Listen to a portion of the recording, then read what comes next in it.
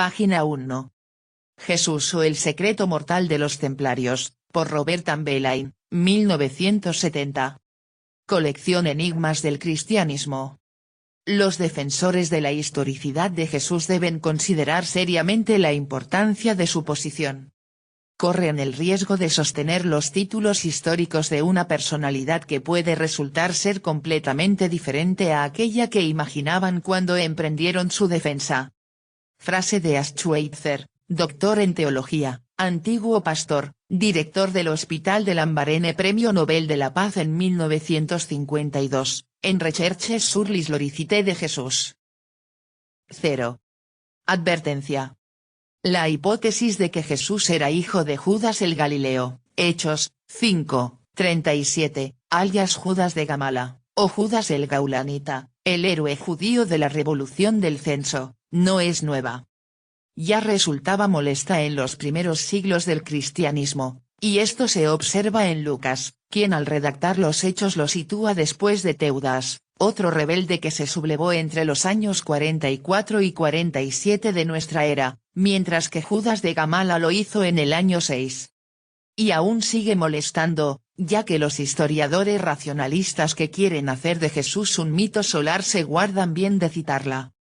Ernest Renan, en su Vida de Jesús, publicada en 1863, hace una vaga alusión a ella, porque ya había tomado partido, quería un Jesús idílico y al estilo de Jean-Jacques Rousseau. De hecho, fue Daniel Massé quien, a partir de 1920, y a lo largo de un cuarto de siglo, en 4 obras consagradas a este tema, defendió valientemente la citada teoría. Por desgracia, no supo fijarse unos límites precisos, y sus imprudentes extrapolaciones han sido utilizadas por sus adversarios. Historiadores católicos y protestantes ignoraron voluntariamente su obra, y Daniel Robs se guarda bien de citarlo entre aquellos que gozaron del favor de sus réplicas. Y todavía hay más, en los mapas geográficos que acompañan a veces los trabajos de los historiadores católicos o protestantes, las diversas localidades situadas a orillas del lago Genezaret aparecen todas ellas mencionadas: Cafamaum, Tiberíades, Magdala, Zariquea, Hipos, Cursí, Betsaida. Todas, salvo una, Gamala. A partir de los trabajos de Daniel Massé, la ciudad celota, la ciudad de los puros, el nido de águilas desde donde un día descendió Judas el Gaulanita, el verdadero Nazaret donde nació Jesús Bar Judá, Gamala, ha desaparecido de los mapas geográficos. Para situarla, hay que consultar los mapas anteriores. El autor del presente estudio, por consiguiente, no pretende en estas páginas una hipótesis original y nueva, dado que los exegetas austríacos y alemanes de mediados del siglo XIX no la ignoraron. Su único mérito radica en haber descubierto la prueba de dicha identidad de Jesús, llamado de Nazaret, e hijo, en realidad, de Judas el Galileo.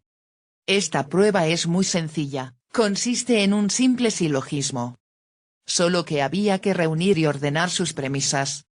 Sobre ello versará la presente obra. Todavía queda por precisar un último punto. En el estudio del cristianismo y de sus orígenes, podemos considerar 3 corrientes.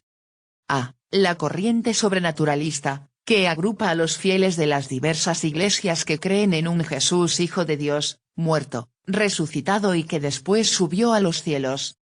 B. La corriente naturalista, que agrupa a los partidarios de un Jesús humano a más no poder, jefe de un movimiento político antirromano, los celotas, o bien un simple místico de tipo más o menos eseniano.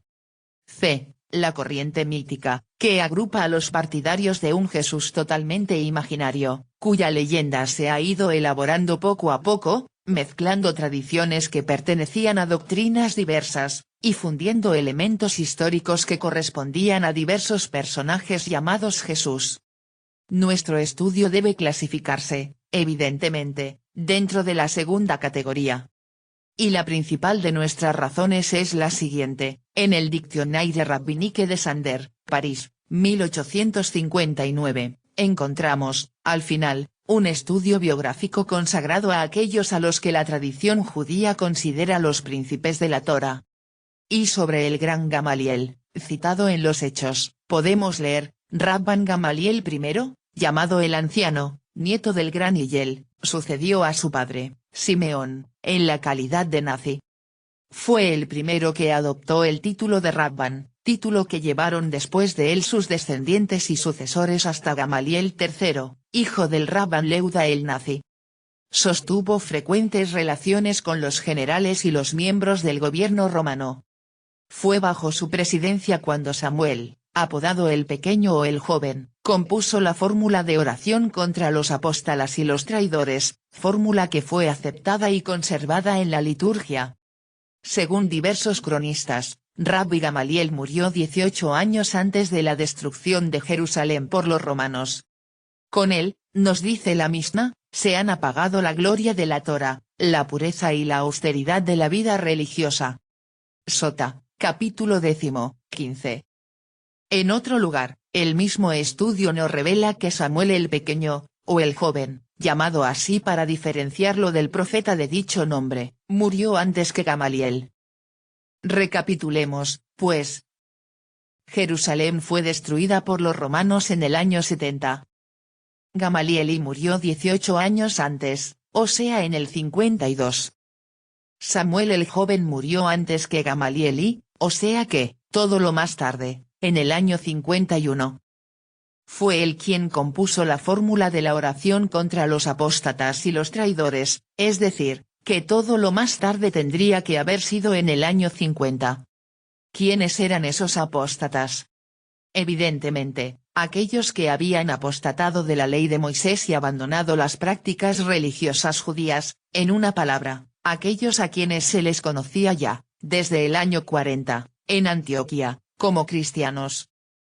Nos parece muy extraño que el Sanedrín esperara 10 años, hasta el 50, para aplicar sanciones litúrgicas contra esos apóstatas.